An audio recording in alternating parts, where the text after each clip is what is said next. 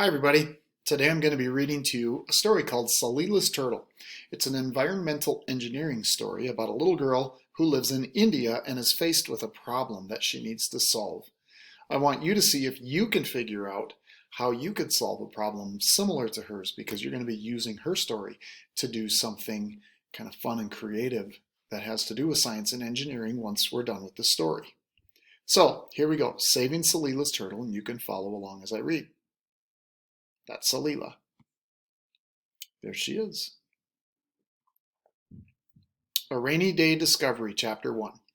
Rain clouds hung dark overhead as Father and I walked home along the banks of the Ganga, Mother Ganges. The river currents swirled, making choppy waves in the water. Turning to the river, I asked, "Are you upset today?" "Salila," said Father, "you talk to the river so often that I think someday the water might actually answer you. Your mother and I named you well." I smiled. My name, Salila, is the Hindi word for water. I've always felt a special connection to the river and to all the plants and animals living in my city. I looked away from the Ganges as a fat raindrop plopped onto the book that I was carrying. It was the beginning of monsoon season. The raindrops fell faster, making dark splotches on my school uniform. Monsoon season is the season where it rains almost constantly in the country of India, or at least in parts of the country of India. "Come on, Salila, let's hurry," Father said. I turned back to take one last look at the river. In that moment, something caught my eye. "Wait, Father, look!" I cried as I pointed. "What is it?" Father asked, scanning the bank of the river. I reached down and picked up a small kachua, a turtle that was climbing out of the water. I placed it in my hand, sheltering the animal from the rain, which was coming down even harder now. Through my wet bangs, I looked towards the spot where the turtle had emerged. The water was covered with oil that created slick, shimmering rainbows. "Salila, we have to go," Father said as raindrops trickled off his nose. "Put the kachua back in the water." "I can't leave the turtle here," I cried. "The water is dirty. Won't it make the turtle sick?" "Salila, this is the turtle's home. And it's pouring. Maybe you can come back later," Father said. "Let's go." Reluctantly, I left the turtle where I'd found it, making sure I remembered the exact spot so I could return to look for it later. How had I never noticed that my beautiful Ganges, important to people and so many animals, was dirty?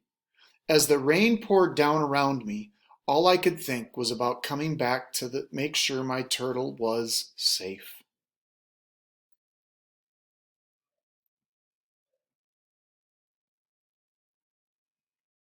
There's Salila and her mom and dad.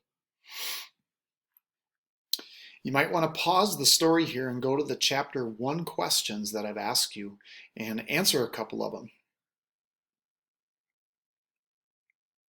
Glad you're back. Hopefully you answered chapter 1 questions.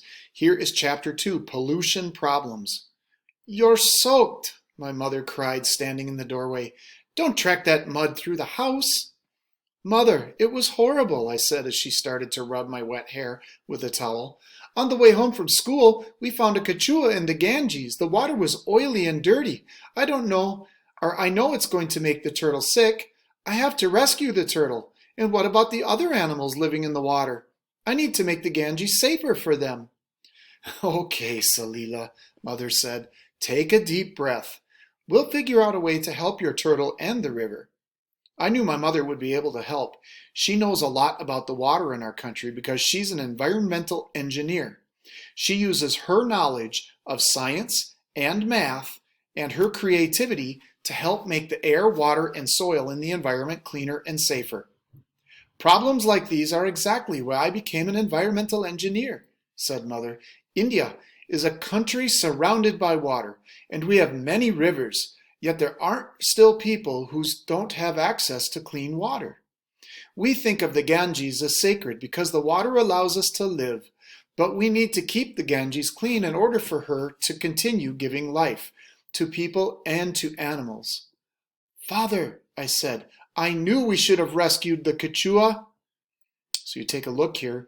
This is the country of India. Okay, take a look there. You can see the Ganges is way up in the top in northern part of India. It runs down through here. Okay.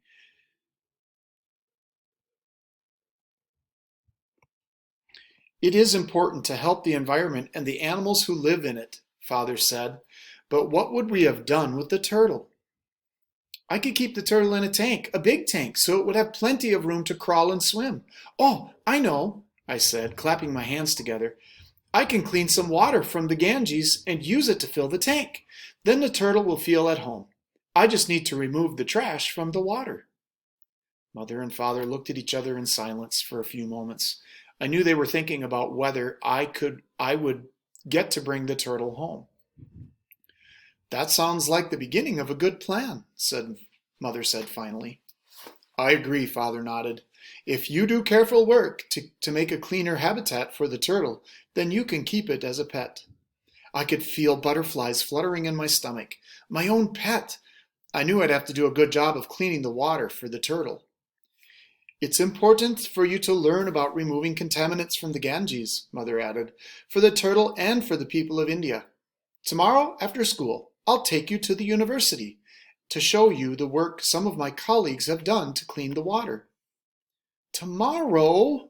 I asked. What should I do to get ready? Well, Mother began, when something is polluted, it means it has become filled with harmful substances that dirty the environment. You could start by asking some good questions about how the water in the Ganges becomes polluted. Where does the water in the Ganges come from? How do the pollutants get into the water? Father nodded. Come, Salila, he said. Together, I bet we can think of some of those questions.